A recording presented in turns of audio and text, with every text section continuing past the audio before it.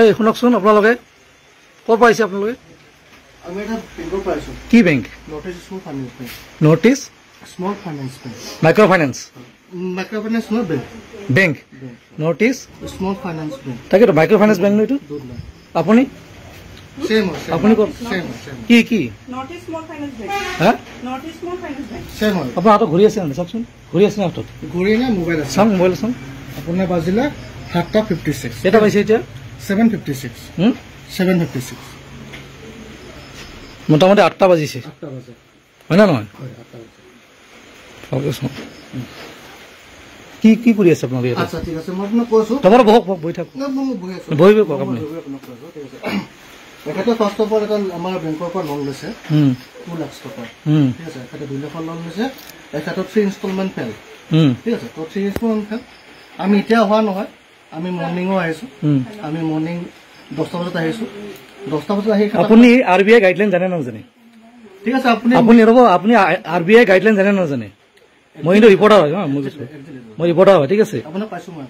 মই ৰিপৰ্টাৰ হয় মই আপোনাক আজি আগতে এবাৰ ৱাৰ্ণিং দিছিলোঁ আপোনাক কৈছিলোঁ মই নিউজ কৰা নাই ঠিক আছে আজি কিন্তু বেলেগ হ'ল ঠিক আছে আপুনি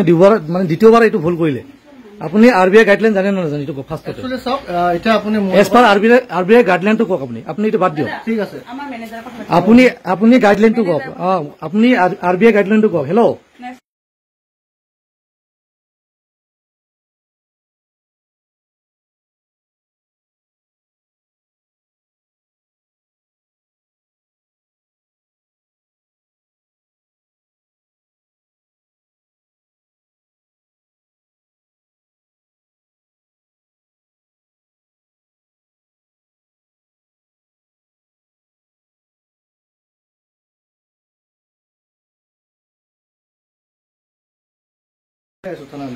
নালাগে আপুনি ক'বই নালাগে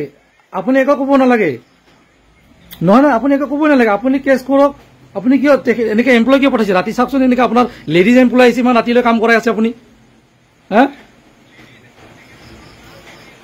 নহয় ৰাতি 8টা বজাত মানুহৰ ঘৰত আপুনি কি তাগদা দিব আহিব টকাৰ কাৰণে নহয় আপুনি কি ক'ব খোজে আপুনি কি আপোনালোকৰ আপুনি কি ক'ব খোজে আপোনালোকৰ কি নৰ্থ ইষ্ট ফাইনেন্স বেংকে কি ৰাতি 8টা বজাত আপোনাৰ মানুহৰ ঘৰত আহিব পাৰে টকা খুজিবৰ কাৰণে আৰবিআই গাইডলাইন নামানে আপুনি মানুহে লগ দিয়ে দিনত আহিব আপুনি আৰে আপুনি পুলিচ কেছ কৰক লওক মোবাইলটো লওক পুলিচ কেছ কৰক